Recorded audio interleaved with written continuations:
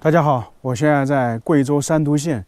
上个月我们去了湖北利川，看了一个很独特的人鬼同屋，就是说把墓修在堂屋里面。那今天来到山都县呢，这里那个墓呢也有一个很奇特的。今天来到这个地方也是属于大山深处，还是比较偏僻的。其实贵州在大山里面有很多与众不同的地方，有些是跟历史有关，有些是跟大自然有关。那么今天我们看到这个是跟文化有关的，就是这个地方，全国重点文物保护单位叫做银朗石板墓群。银朗是这个地方，石板呢，就是它这个墓葬属于石板墓葬。现在看看到底是怎么回事。眼前这些就是墓看到很奇特吧？有好几层。先简单说一个事情，你想这些墓就在房屋的旁边，那个房子打开之后就是墓葬，也可以说离这个墓呢不到5米的距离。大家说会不会害怕？这个就感觉跟那个湖北利川那些人鬼同屋差不多，因为这里太近了，基本上是跟墓陪伴的。先简单看一下，这些墓都是属于石头的，就相当于是我们经常看的石椁一样的。那这里其实有3层，我们眼前看到的是2层，为什么？因为底下还有1层。那等于说人去世之后是埋在地里面的。那么中间跟上面这个是什么呢？中间这个相当于就是说放着那个去世的人生前吃的五谷杂粮。那最上面1层呢，就相当于放着他衣物，这个是他们这个当地的一些习俗吧，是不是非常奇特？关键呢，它这些上面呢还有很多雕刻，我们在湖北利川也看到了。这个是一座，这个很奇特吧？像上面这些雕刻，就好像是主人在出行一样的，骑着马，那代表呢这个墓主人呢身份可能比较高一点。那上面呢有点像房子一样的盖住了，上面是做成像五殿式形式的，就是像宫殿建筑一样的。这个在陕西看那些很多石椁都能够看得出来。它这个上面的雕刻基本上是不一样的。你像这一个，简单看一下，这个是什么呢？这个是打斗的场面，2个人相当于是在打斗。这个看《三国演义》知道武将单挑。那么为什么会有这个？我估计这里是不是以前有战争？就相当于像湖北利川那个恩施有土司战争，所以呢就有人比武。那有可能说这个墓主人呢生前是不是武艺高强，或者是说他是一个武将？所以说证明这个主人身份比较高。不光这个，还有像这个柱子，柱子上相当于是龙一样的，那这个身份也比较高。因为我刚才看了一下这边这个墓葬石板墓，它上面呢有这些石柱的不多。它这些石雕不光是有人，还有动物。那下面这个呢，就是相当于我们说的石兽，那些马、牛、羊、鹿等等。在这里呢，现在保存着9座这样的石板墓，那有可能呢是一个家族的。那么这些墓呢，其实不光石雕是不一样的，还有一点呢，就是中间这些柱子也是不一样，所以可能就代表他们的身份不一样。那在最里面的可能就是身份比较高贵的。反正刚才我们看到的那一个有武将在单挑的，还有柱子上有龙的那个，应该是身份最为高贵的吧？可能是。最独特的就是这一座石板墓，给大家看一下这个侧边。我们刚才说旁边看到有很多石雕，有人物出行图，有武将表演的。那么这里呢，大家看一下这个是什么？一开始看以为是几个人是吧？其实这几个是字，它是福如东海。经常我们在电视或者资料都说福如东海，寿比南山。那这里是先4个字，福如东海。那这个就是以人物为中心组成的字是不是很别致既是人也是字，这个就是古代艺术的一种体现。你像这个人物呢，雕刻的应该是一个官员，因为只有官员才是这种服装，手上拿的东西。因为每个朝代都能够明显的看出来。那么这个人物呢是什么时候的呢？反正不是清朝，看起来有点像宋朝的。如果是宋朝的话，那就有700-800年了。明朝的可能就是300到600年。刚刚说了，福如东海，寿比南山。那这边呢，就是属于寿比南山几个字，也是通过以人物中心而组成的。古代的工匠技术啊，确实很厉害。那像这些石雕呢，就是鸟类，属于兽嘛。它这里呢有凤凰，有神兽，各种各样的。大家看这个是什么鸟？像下面这个应该就是凤凰，凤凰展翅。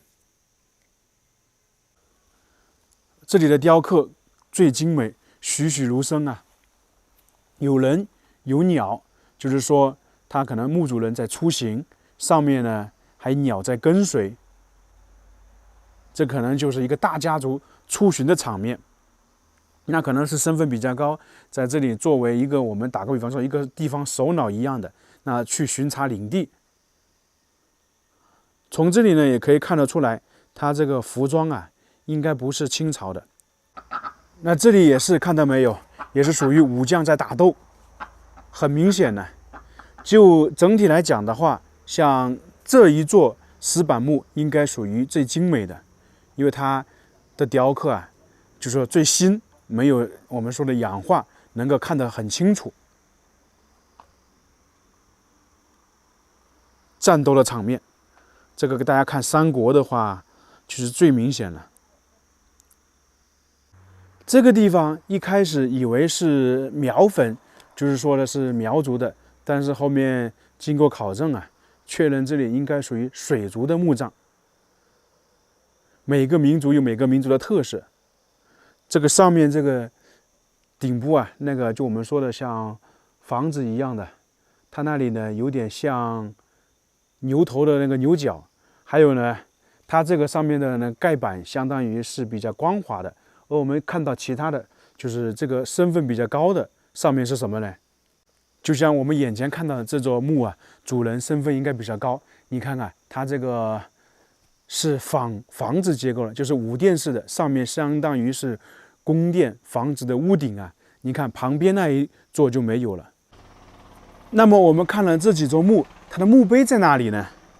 墓碑啊，应该就是这里，看到没有？与众不同吧？我们在恩施看到的墓碑是前丈式的，就是很奇怪，全国独一无二的。那这个墓碑呢，也是非常奇怪的。上面的字啊，因为可能太久了看不清楚。我本来想看一下是什么年份，但是看不出来。它上面的字啊很小。哎，这一座看到是道光的。那这个墓难道是道光时期的吗？这一座道光的话，我们就按1840年到1850年那个时候算的话，就是大概180年。好多啊，那有些可能是被破坏了。反正这里算起来的话是9座，1、2、3、4、5、6，很壮观吧？你像这个相对来讲的话，它的墓碑又大了一点。它墓碑这个两边呢有2只猴子，那个跟湖北恩施那是一样的。但是上面什么字已经看不清楚，因为确实已经时间太久了，氧化了。